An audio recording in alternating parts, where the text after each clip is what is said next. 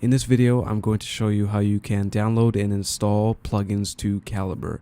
Now, in this video, I'm not going to go in depth on what these plugins do or how to customize them or use them. I'm simply going to show you how to install them.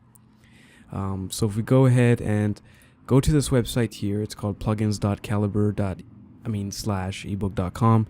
I will add a link to this website in the description. And basically, it's an index of Calibre plugins. They have a bunch of different things. So I found my plugin and I downloaded it. It's called Search the Internet, and it came in a zip file. And this plugin basically is going to allow me to find my metadata and book covers from a bigger variety of websites and internet sources versus just Amazon and Google. So now that I have my plugin here, I'm going to open up Calibre.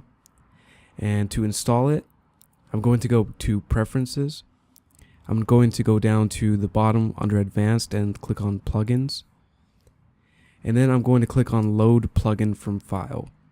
And once I do that, I'm going to select the zip file that I just downloaded. Now you don't have to unzip this file, leave it in the zip format, and go ahead and open it. Calibre is going to give you a warning that installing plugins is a security risk. Go ahead and click yes, click OK, and now I just have to restart Calibre in order for the plugin to start working. So as you can see here, the plugin has been installed, and when you install plugins, there will always be an option to customize it or change your preferences.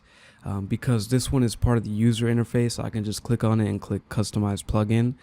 For those plugins that aren't a part of the user face and you need to customize or change your preferences, what you can do is go ahead and click on Preferences again. Go down to Plugins under Advanced. And you're going to have to find the plugin that you want to customize. And mine is right here. You're going to want to click on it to highlight it. And all you have to do is click Customize Plugin down here at the bottom, and it's going to give you, or should give you, the options to customize it.